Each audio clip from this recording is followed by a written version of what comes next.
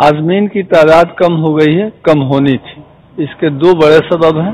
एक सबब तो यह है कि नीतीश कुमार की भगवा हुकूमत ने हज कमेटी को ही तहलील कर दिया है।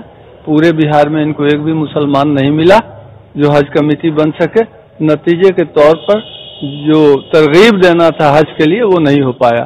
दूसरी बात यह है कि हज सब्सिडी खत्म हुआ वो तो बेहतर है, लेकिन अगर ग्लोबल टेंडर करती भारत सरकार तो 50,000 जायद जो इजाफी रकम हो गए हैं सरकार पे जमीन पे वो नहीं होते। अब एक तरफ रकम की मार है, दूसरे तरफ भगवा ब्रिगेड की मार है, तीसरे तरफ नीतीश सरकार के अदम तवज्जुही की मार है, जिसके चलते इस साल सिर्फ 40% लोग ही हज को जा पाएंगे। बिहार रियासती हज कमेटी ने तरगीब हज मुहिम चलाई थी और महकमे अक़लियती फलाह ने भी कोशिश की थी कि लोग ज्यादा से ज्यादा दरखास्तें दें।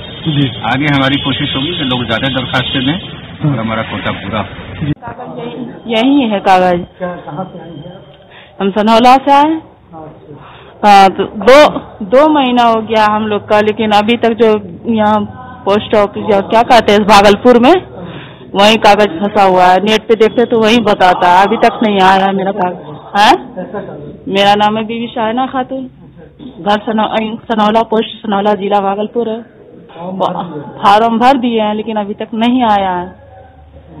नहीं, पासपोर्ट न होने की वजह से पासपोर्ट न होने की वजह से हम लोग हज में नहीं जा सकते, नहीं जा सकेंगे। अब मतलब अखराजात बढ़ गए, सब्सिडी खत्म हो गई, तो कोई भी सिस्टम जो है कि सब्सिडी खत्म हो गई वो बर्डन हो गया। प्लस जो आए दिन जो है मतलब खर्च का मतलब मेयाद लगभग जो हम लोग 2 साल पहले अजीजिया में 2 लाख में हज करते थे, इस साल 2,50,000 देना पड़ा और ग्रीन के लिए 2,90,000 देना पड़ा।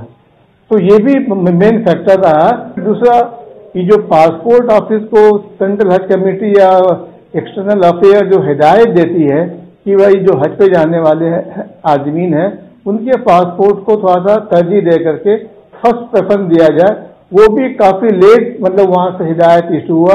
कमोबेश एप्लीकेशन लेने से के 15 दिन 20 दिन बाद वो हिदायत वहां से शुरू हुआ, तब जाके वो एक कैप लगा हुआ था कि एक दिन में 20 पासपोर्ट से ज्यादा हाजियों को नहीं देंगे।